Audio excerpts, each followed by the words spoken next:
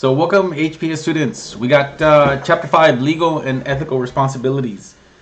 So those are the different sections: legal responsibilities, ethics, patient rights, advanced directives for healthcare, and professional standards. We do have our chapter objectives: provide one example of a situation that might result in legal action for each of the following: malpractice, negligence, assault, battery, invasion of privacy, false imprisonment, abuse, and defamation. Describe how contract laws affect healthcare, define privileged communications, and explain how they apply to the healthcare field. State the legal regulations that apply to healthcare records. Define HIPAA and explain how it provides confidentiality. List at least 6 basic rules of ethics and list at least 6 patient rights. So justify at least 8 professional standards by explaining how they help meet legal and ethical requirements. So this is what we're actually trying to cover for this whole PowerPoint, this whole chapter. We are going to just touch into it fairly at a light form. We're not going to go into full detail. Remember, everything we covered, there's still a lot more behind it. So legal responsibilities, just keep in mind that in every aspect of life, there are certain laws and legal responsibilities formulated to protect you and society. So for example, traffic laws when driving a motor vehicle. Healthcare workers also have certain laws and responsibilities. Legal responsibilities are those that are authorized or based on law. So a law is a rule that must be followed. There are 2 types of laws. There's criminal law and civil law. Criminal law: protect the public as a whole from the harmful acts of others. So wrong against a person, property, society. So felonies that carry punishment of death or imprisonment in a state or federal prison. So examples: murder, rape, robbery, tax evasions. Practicing medicine without a license, misuse of narcotics, and theft. So misdemeanors: less serious offenses that carry punishment of fines or imprisonment in jail for up to a year. So civil laws: concerns relationships between individuals and protection of a person's rights. Generally carry a monetary damage or award. And healthcare professionals are more frequently involved in the cases of civil law, so torts and contracts. It may be unintentional, but you are liable or legally responsible for the actions both on and off the job. So a tort means a wrongful act that is committed against another person or property that results in harm that does not involve a contract. So a patient must have suffered mental or physical disability caused by the provider. It is a wrongful act if a wrongful act has been committed and there is no harm, then there is no tort. So common torts: malpractice, negligence, assault and battery, invasion of privacy, false imprisonment, abuse, defamation, and fraud. So malpractice, professional negligence, right? So failure of a professional to use a degree of skill, learning commonly expected in that individual's profession, resulting in injury, loss, or damage to the persons receiving care. So examples: not giving a tetanus shot. Let's say you decide not to give a tetanus shot to a patient with a puncture wound, performing a medical procedure without proper training. So that goes into scope of practice as well. So perform only those procedures for which you have been trained or are legally permitted to do. For instance, when we're talking about basic life support, we cannot intubate with your CPR card that you have or your certification in basic life support. However, you can bag somebody once they've already been intubated, right? So that's part of your scope of practice. You cannot perform the intubation, but you can go ahead and give the ventilations with a bag mask.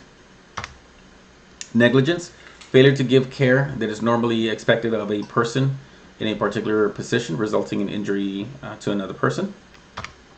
So there's assault and battery. You commonly hear these as together, or there was an assault and battery. So assault is just a threat or intent to injure, no actual touching.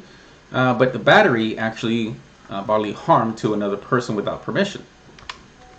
So invasion of privacy: unnecessarily exposing an individual or revealing personal information about an individual without that person's consent. And false imprisonment: unlawful restraint of an individual's freedom.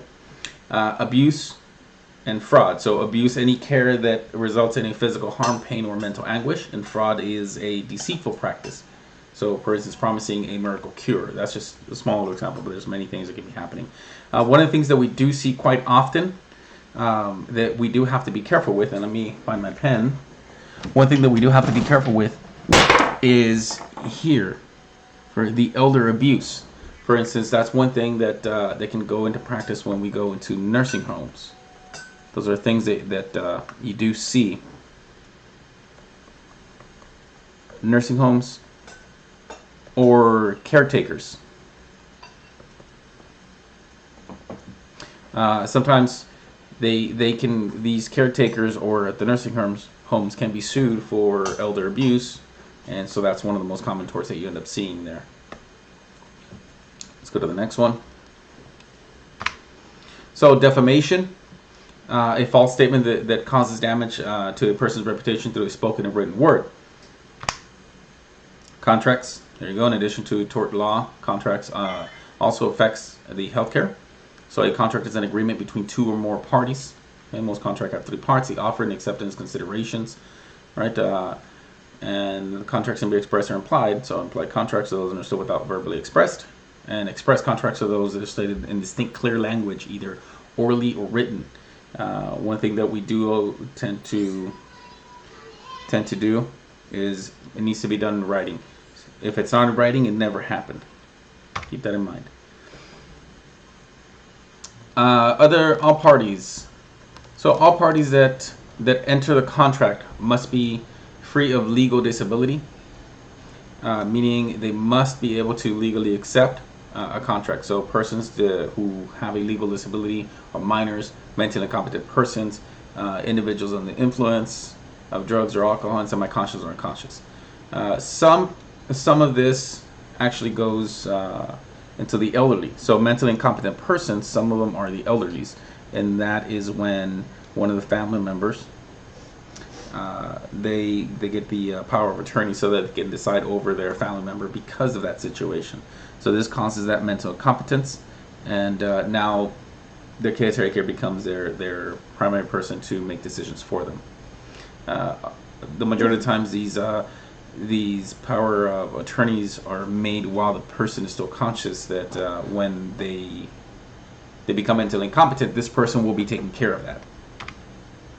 Agents, an important concept to know about contract law, the role of the agent. So when a person works under the direction or control of another person called the principal, that person is known as the agent. So the principal is responsible for the actions of the agent and can be held legally responsible if the agent breaches a contract. So our example in the medical field would be the nurse. Let me move out of the way so you can see it. When a nurse is working under the direction of a physician and the nurse makes a mistake, the physician can be sued also. So the why? Because the nurse is not working just on their own. They're working under the physician. That's one of the things we have to keep in mind. Privileged communications. So privileged communications comprise all information given to healthcare personnel. By law, this information must be kept confidential. So exempt information that you can know about is births, deaths, injuries caused by violence, drug abuse, communicable diseases, sexually transmitted diseases. So one of the things that you do need to know, because of what's going on around with the coronavirus, people, you hear on the news that, hey, why do we know how many people are sick, but how come we can't know who? Well, because you cannot give that information. However, information that can't be given is, for instance, this communicable diseases. So COVID-19.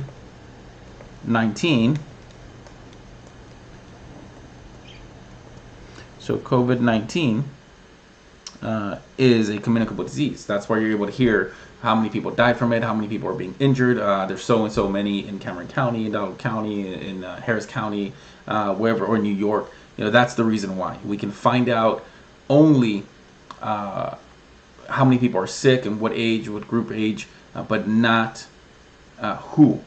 If that person decides to come out in the news and say, hey, I had COVID-19 or I have COVID-19, they're making a video. That's because they're, by implied consent, or they're doing the consent to come out onto either to the news or come out on their own social media. So that's different. Patient confidentiality. Health Insurance Portability and Accountability Act. That's important. That's always test questions, especially when you get to your senior year that you do your certifications.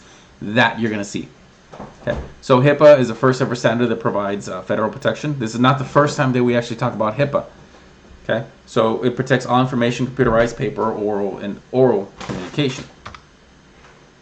Patient confidentiality. So no identifiable information about a patient should appear on shared documents. This is why when we go on rotations, you're asked that if you're going to discuss about something about a patient, you could say there was a 25-year-old or 24-year-old male patient that came into the ER, and etc. He had this, but that's as much as you can say.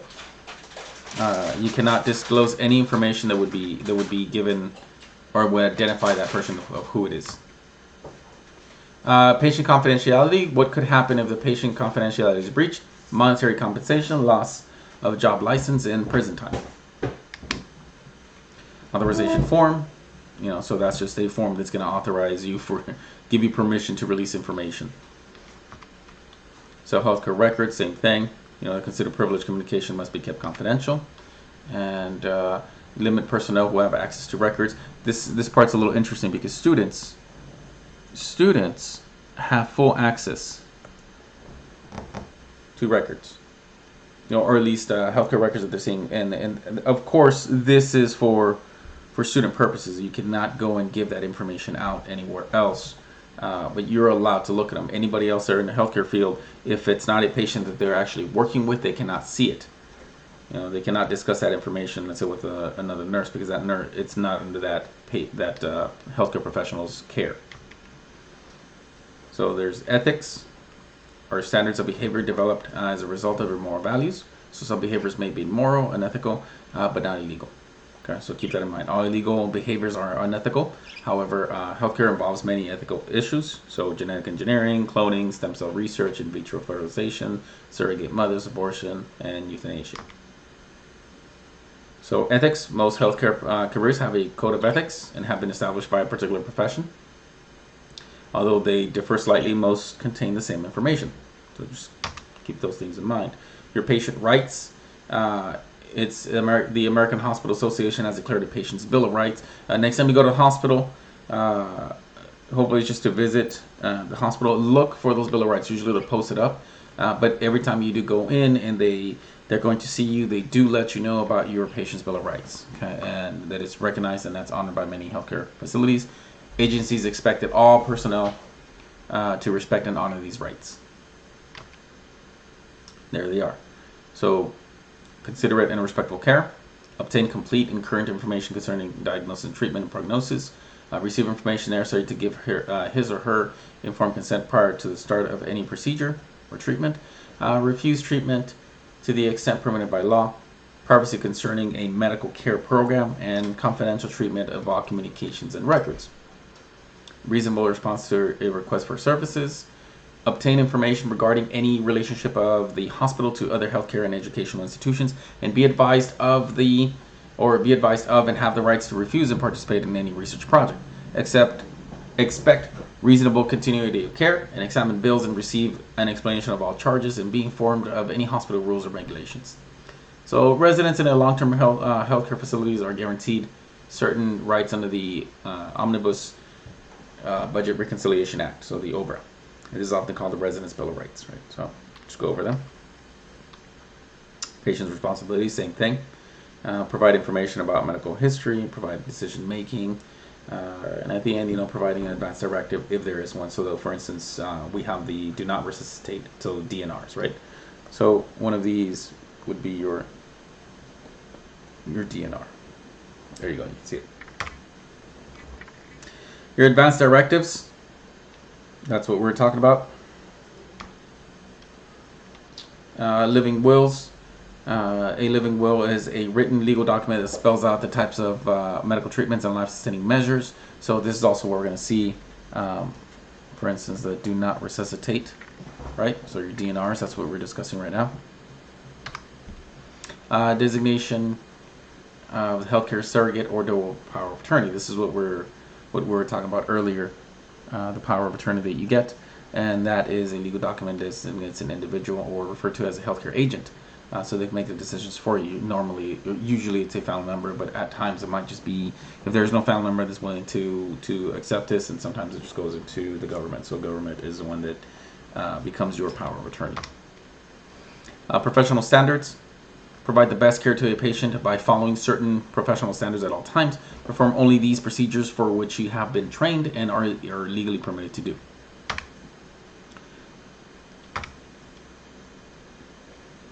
So always, this is also why we tell you guys, be careful when you curse, because every time you start saying curse words, it becomes easier to say them. And then it gets to a point that you're doing them in front of patients, and you should not. These are professional standards. We also talk to you guys about your dress, right? How you're supposed to look. So if you're in the healthcare field and you're seeing patients, you want to have a clean and ironed scrubs. If that's going to be your uniform. So just keep that in mind. Good bedside manners. That's always good to have. That's one of the biggest things. Bedside manners. So as a conclusion, the first responsibility of healthcare providers is to always provide competent and courteous care to patients. So the 3 C's: courtesy, compassion, and common sense. So you must learn to perform only these duties, or only those duties within your scope of practice at a reasonable standard of care. There it is. And thank you for joining the class for HPS on legal and ethics. Have a great week.